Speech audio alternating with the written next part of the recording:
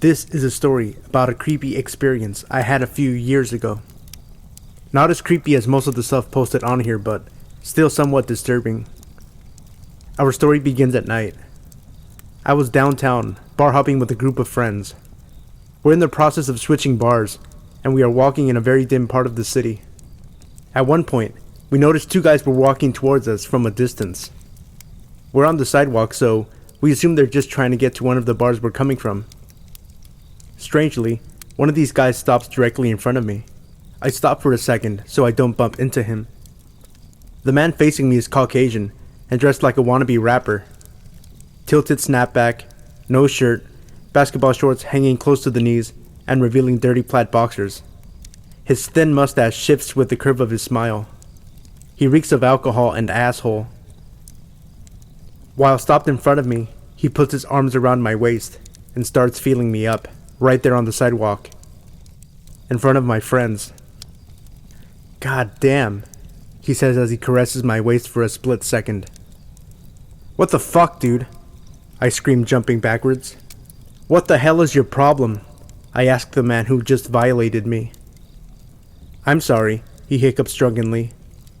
"It's just, when I see something I like, I just can't resist." As he says this, he tries to get closer again. At this point, we're all blown away by this guy's actions. We tell the creep to fuck off, and we continue on our way to the next bar.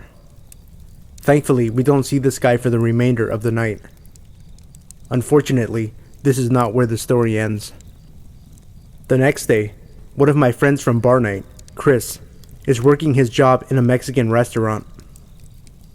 It's set up like Chipotle, but isn't actually Chipotle. Anyway, Chris is working lunch, and guess who comes into the customer line? Yep, creepy guy and his friend. This time, however, the creepy guy brought a very young pit bull puppy with him. What happens next is appalling. Apparently, while eating lunch outside in a very busy area with lots of diners, this guy starts beating his puppy for no reason.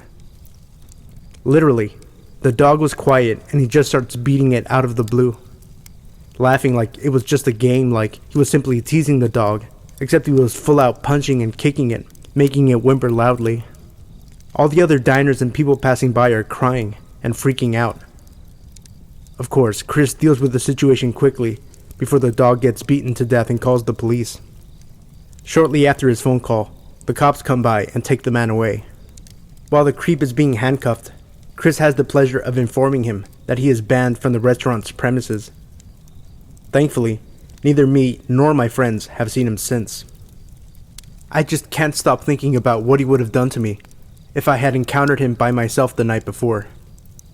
The fact that he groped me and beat a defenseless puppy in front of a crowd makes me think he's capable of worse.